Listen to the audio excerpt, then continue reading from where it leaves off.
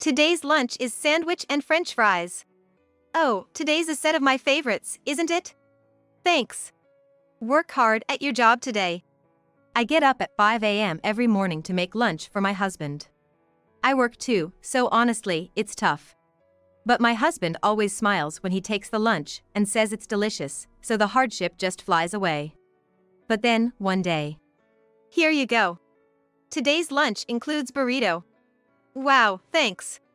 I love this too. As usual, I handed the lunch I made since 5 a.m. to my husband, and he received it with a smile. After he left for work, I went upstairs and gazed out the window, watching him walk to the train station. Suddenly, the situation turned unbelievable. Wait, what? My husband started giving the lunch I made to a neighborhood dog. Why would he do that? Digging deeper into this, an incredible truth came to light. I'm Ava. I'm 28 and work for an event company. Since graduating college, I've focused solely on work. More like, I never had a boyfriend, so there wasn't much else to focus on. But I think I earn a bit more than others my age because of my hard work. Honestly, though, I'd rather have a lower salary and a boyfriend. I'm already 28. It's an age that makes you think about things. And there is someone always laughing at my worries. Thinking about wanting a boyfriend again? A woman's happiness isn't just about marriage. Let's enjoy single life together. I don't think marriage is the only happiness, and I don't intend to deny Bella's views on marriage. But I've always dreamed of being married since I was little. Here comes your usual outburst. Ava, aren't your ideals too high? I do have my ideals, but I don't expect someone to meet all of them. It's always like this, being dismissed as too picky just because I can't get married. It's a bad tradition. I vent such complaints about not being able to get married to Bella, my childhood friend. We've been friends since kindergarten and she lives right across the street from me. I live in my parents' house, but they're currently staying at my grandparents', so it's just me at home. So, Bella often comes over. Today, she came over, and as usual, I unleashed my unreasonable complaints, which she laughed off. But this time, it was different. If you're that keen on getting married, wanna go husband hunting at next week's gathering? Even if you say husband hunting, it's just a local gathering. It'll be full of familiar faces, and many are already married. It's not really for finding a husband. You just want to drink with everyone and are dragging me along, right? Exactly. Come on, let's go. I really want to go. Bella, sitting on the sofa, hugged me from the side, squirming in a slightly annoying way. Whenever Bella wants something from me and I hesitate, she always does this. If I leave her, she'll stay hugging me, so I have no choice but to agree. All right, I'll go. Now get off. Yay! If Ava doesn't find a husband, I'll marry you. Yeah. I pushed my childhood friend Bella's head away and detached myself from her. Despite the rough treatment, she was laughing happily. Seeing her expression made me laugh too.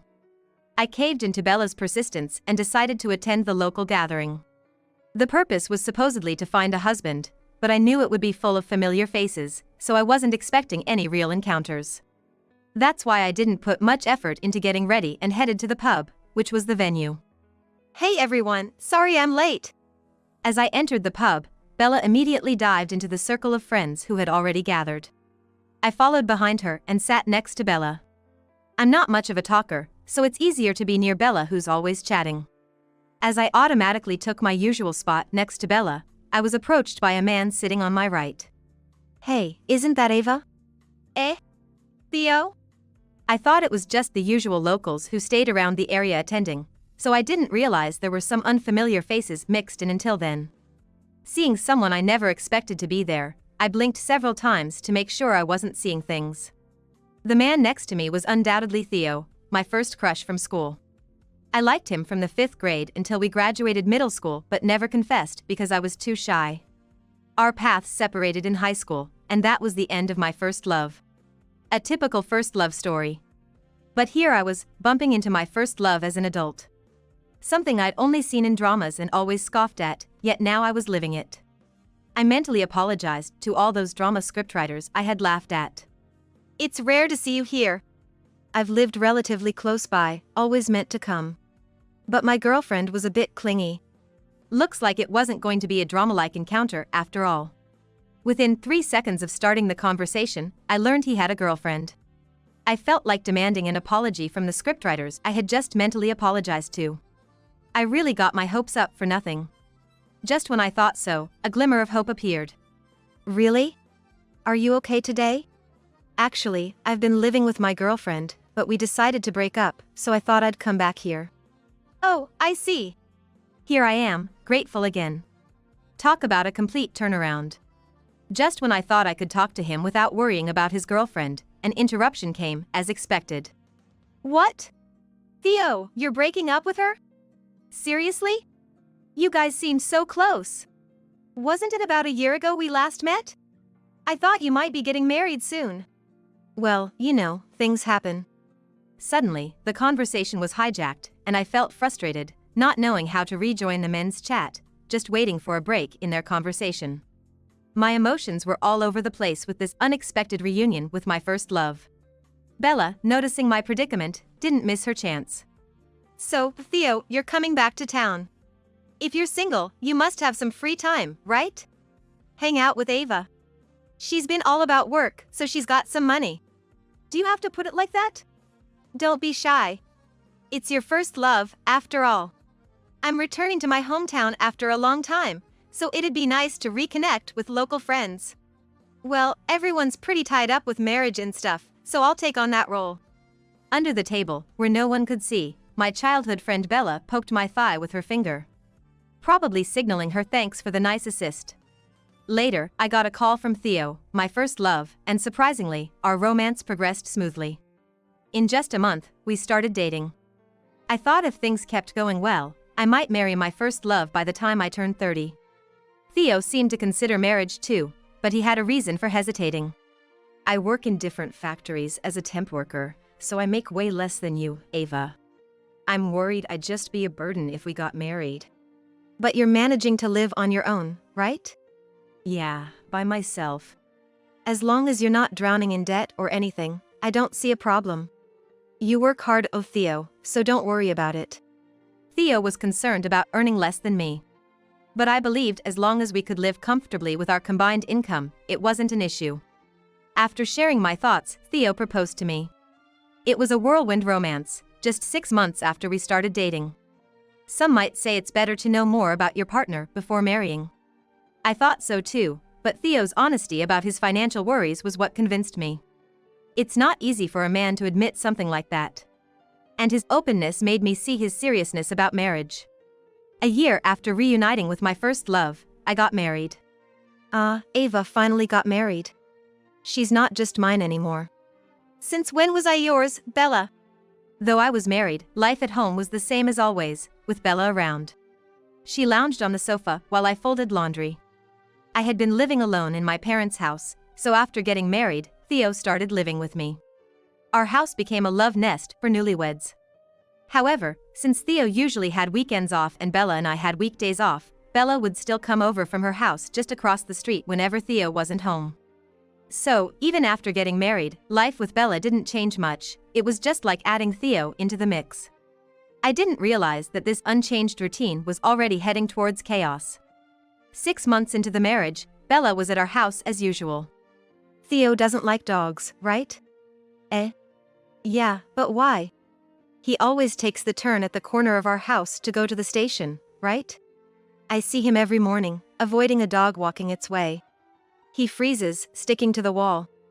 And if he sees me coming out, he'll wait until I'm gone, even though that street is quite long. Don't laugh at him for being afraid of dogs.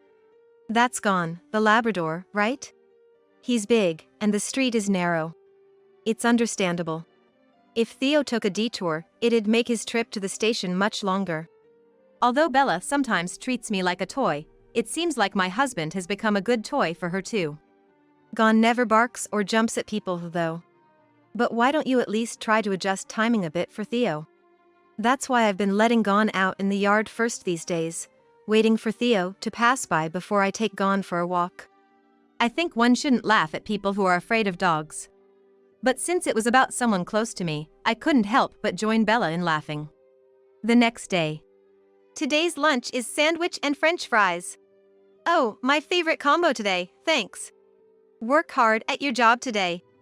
Feeling guilty for laughing about the dog, I decided to make Theo's favorite for today's lunch. Making lunch is my daily task. Theo leaves for the factory early, around 6 a.m.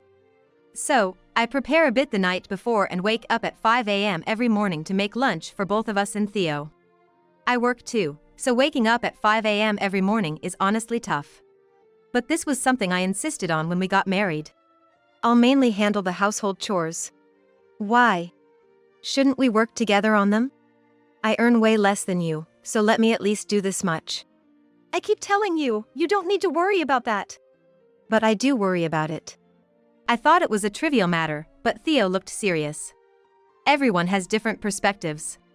What seems small to me might be important to him. All right. But on my days off, I'll do the chores. And I don't want to never cook. So let me make the lunches every morning. My mornings start early, you know? Making lunch is tough. I know, but I don't like the idea of leaving almost all the housework to you. You shouldn't worry about that. But I do. Cooking dinner for my husband every day was one of my dreams of marriage. Since Theo wanted to do that, I decided to make the lunches. Theo always accepts my lunches with a smile, eats everything without leaving a trace, and tells me every day that it was delicious. I was worried about whether I, with almost no dating experience, could handle married life, but so far, our half-year of marriage has been smooth. I thought this harmony would continue, but suddenly, I found myself gripped by an unexpected anxiety. One day, when I returned from work, I noticed, the door's unlocked. Theo must have forgotten to lock it. To teach him a lesson about the dangers of forgetting to lock the door, I decided to sneak in and surprise him. If this were a burglar, it could be life-threatening. I needed to make him understand the importance of this. Not just a prank. Grinning, I headed towards the living room where Theo was. Approaching the living room, I heard Theo talking on the phone. Sorry, Sophia. We couldn't align our schedules. Is the money still okay? I can't do a transfer, right? It would leave a record. Hearing his words filled me with an indescribable anxiety. After a few seconds of hesitation, I decided to quietly back out of the house unnoticed. And re-enter, making it seem like I was just getting home. I'm home. I announced a bit louder than usual, making sure Theo could hear me from the entrance. Welcome back. I heard his voice from the living room. If Theo was hiding something from me, I needed to investigate. For that, it was better to act as if I hadn't heard his phone conversation. I'm hungry. What's for dinner? I forced a slightly strained smile at Theo. After dinner, while Theo was washing the dishes, I decided to check the household bank book, which was kept in the bedroom. Since getting married, I had left the management of finances to Theo. So I hadn't checked the bank book in the last 6 months. Trying to suppress my anxiety, I opened the shelf where the bank book was supposed to be. But it wasn't there. Theo must have changed its location. I looked around nearby but couldn't find it. Hey, aren't you going to take a bath? I'm about to get in now. I was called from the living room by Theo. I was rummaging around, and getting caught would only make him more likely to hide the bank book, so I decided to cut my search short and go take a bath. The other day, Gon collapsed and started convulsing. Really? Is he okay now? He's fine now, but it was a close call. At the vet, considering the various symptoms, they asked if he's been fed human food. But I would never do that, ridiculous, right? Bella was over at the house again. She seemed a bit irritated because her dog wasn't feeling well. I felt bad bringing it up at such a time, but I had to ask Bella about the phone conversation I overheard Theo having. Theo was talking about giving someone money, and I can't find the bank book. What do you think? First thing, you should just check the bank book. That's just it, I can't find it. You can check it online, right? Oh, right. I was too anxious to think clearly. Even without the bank book, I could check the balance and history online. I hurried to open the computer in the living room. Does it look like the money's okay? Bella, staying on the sofa and not looking at the computer screen, asked me over my shoulder. Looks like $2,000 is being withdrawn every month. So, he might be giving that money to someone named Sophia? I twisted around in my chair at the computer desk to face Bella, sitting on the sofa. It seemed like she also thought Theo might be having an affair and financially supporting the other woman. I could tell from her expression, after knowing her for so long. But neither of us said it out loud. It was all speculation, with no proof. The only fact was that Theo was withdrawing $2,000 a month for reasons unrelated to our household expenses. There wasn't much more Bella and I, neither detectives nor cops, could do. We can't really tell anything from this alone. But since there's a possibility that Theo is up to no good, we can't just ask him directly. Right. He'll probably just try to cover it up and hide the evidence. Who could Sophia be? Wait, Sophia? Do you recognize the name? No, I just thought it sounded familiar, but it's a common name, so that's to be expected. Our discussion ended there, at an impasse. Until the end, I didn't bring up the possibility of an affair. Maybe deep down, I still want to believe in Theo. Or maybe I just want to believe. Here you go. Today's lunch has burrito. Wow, thanks. I love this. As usual, I handed the lunch I made since 5 a.m. to Theo, and he received it with a smile. However, my smile was forced, unlike usual. Also, I usually start getting ready for work after seeing Theo off, but today is my day off, so there's no rush. After Theo left the house, I went upstairs and watched him walk towards the station from the window, lost in thought. Looking out the window, I saw Theo passing by Bella's house. In the yard, Gon, the dog, was waiting for Theo to pass by, walking in circles as if he was put on hold for a walk. I watched curiously as Gon suddenly noticed Theo and ran up to him. I thought maybe Theo had overcome his fear of dogs and was now friends with Gon. But as Gon approached, Theo got scared and cowered. His pathetic figure made me feel like I was watching a silent comedy movie, and I couldn't help but laugh. However, the next moment turned serious. Theo opened the lunchbox I had just given him and started throwing its contents through a gap in the fence into the yard.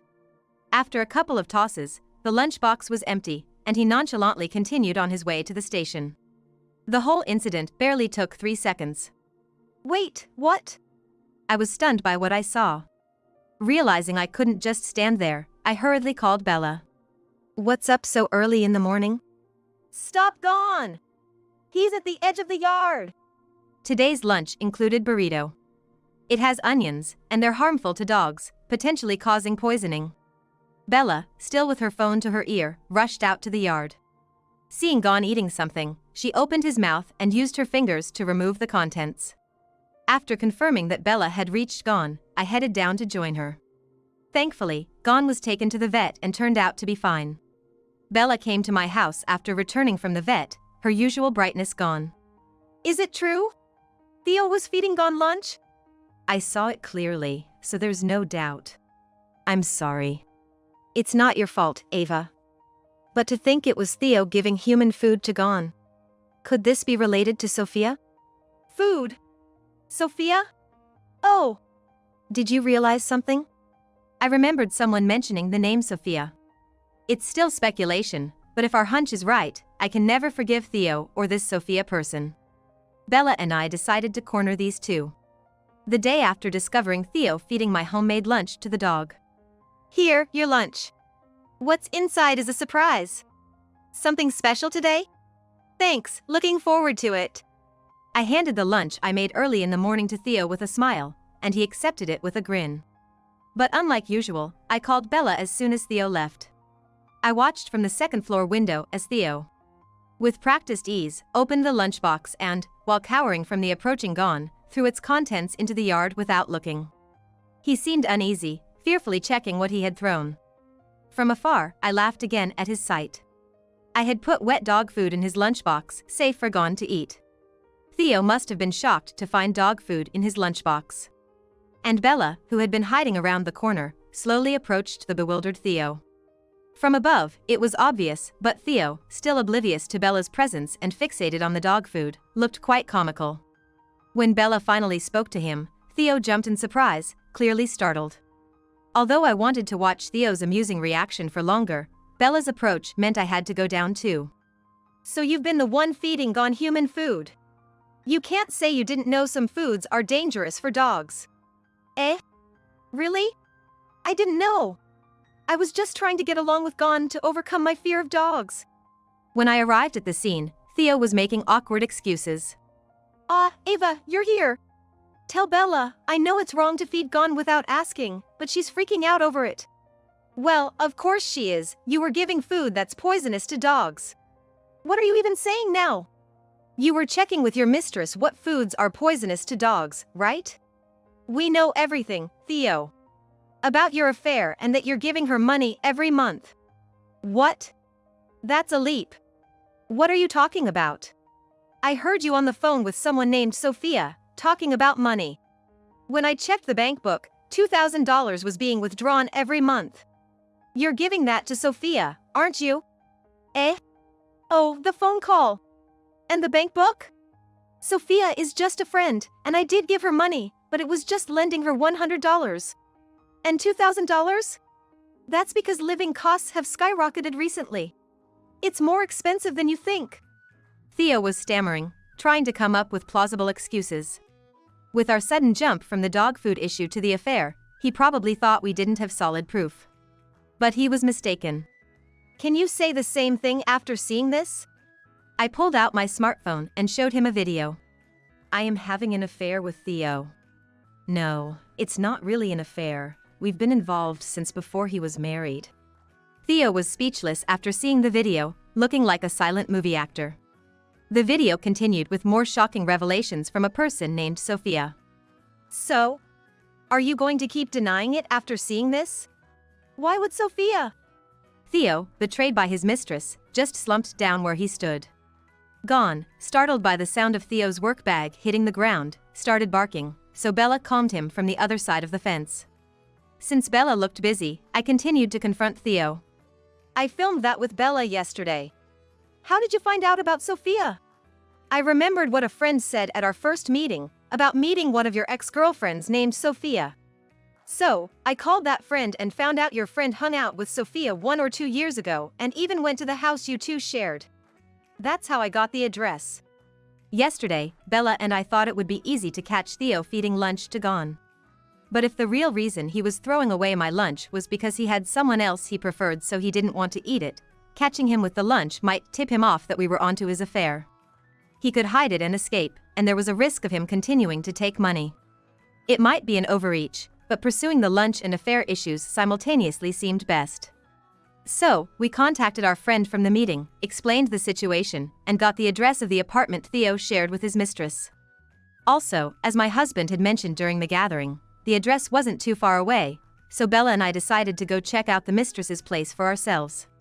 Here's the address we got. An old-looking apartment. Hey, do you hear a baby crying? Really? From this apartment? Aren't the neighbors complaining? Despite our doubts, Bella and I discussed our next move. What do? We don't have proof, but should we confront them? Of course. Otherwise, Theo will just feed Gon the lunch again tomorrow. That's easily solved by not letting Gon out. But putting this off won't help anything. Alright, leave the bluffing to me. In situations like this, it's better for me to step back and let the more eloquent Bella handle it. If his mistress finds out we have no proof of the affair, we can drop that line and just deal with the lunch issue. As we stood in front of the mistress's apartment, we could hear a baby crying inside. It seemed the baby was in the mistress's apartment. Though we were determined, I felt a bit anxious as I pressed the intercom with force. Hello, who is it? We have something important to discuss. Could you open the door? The mistress seemed confused and hesitant, responding to Bella's somewhat intimidating tone. It's understandable, being suddenly approached by strangers demanding to open the door. Bella continued speaking to the uncertain mistress. Are you Sophia, right? Should I say I'm here with Ava, Theo's wife, to get her to open the door? After Bella's suggestion, a few seconds of silence passed before we heard the sound of a lock turning and the door creaking open. A woman, slightly younger than us, appeared. Are you Ava? I'm a friend, and this is Ava. The fact that Ava's here means no explanation is needed, right? The mistress lowered her gaze to the ground and fell silent again. Unperturbed, Bella continued in a firm tone. We came to settle things with you. We know you've been receiving money from Theo. Just admit it and tell us everything. Bella's words made it sound like we had irrefutable evidence and that she should just confess. It's something I couldn't do myself, and I was really relying on her. The mistress seemed torn between admitting or denying the affair. But we didn't have concrete evidence, so Bella couldn't make the final push. Then I decided to step in. If you cooperate with us, I promise I won't sue you for damages for the affair. The mistress, who had been looking down the whole time, finally raised her head at my words. Considering she was receiving money from Theo and living in an old apartment with a baby, I guessed she was financially struggling, so I offered not to sue her for damages. I proposed this deal because our real anger was towards Theo, but also because something about the mistress's situation seemed off. I'll tell you everything. It seemed like a good deal to her, and perhaps she also felt guilty towards me. Sophia, just to confirm, you're having an affair with Theo, right? I'm involved with Theo. No, it's not really an affair. We've been together since before he got married. What do you mean? You might hear crying. I have a child. It's Theo's. We were happy about the pregnancy, but neither of us had a steady income and had no one to turn to. We couldn't afford to raise a child. So, Theo decided to marry someone else for money? Yes. I was against it, but he started acting on his own, using dating apps and reaching out to women he knew. So him showing up at the local gathering and proposing to me within 6 months was because the baby was coming, and he needed money quickly. I remembered the gathering and felt a heaviness in my head.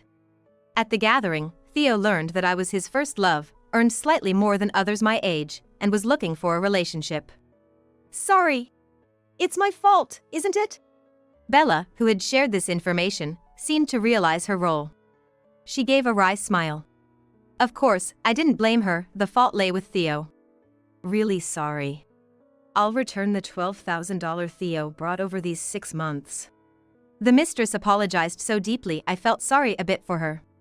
She was complicit with Theo, but hearing the baby cry, I couldn't bring myself to blame her. It's okay. We'll make sure Theo takes full responsibility. Even after I spoke, the mistress didn't raise her head for a while. She must have struggled with taking money from Theo. This conversation with the mistress was, of course, recorded on video. The video I'm showing Theo right now is exactly that. The mistress's candid admissions continued to play. Theo seemed to shrink with each word she said. But the real bombshell was at the end of the video. Oh, right.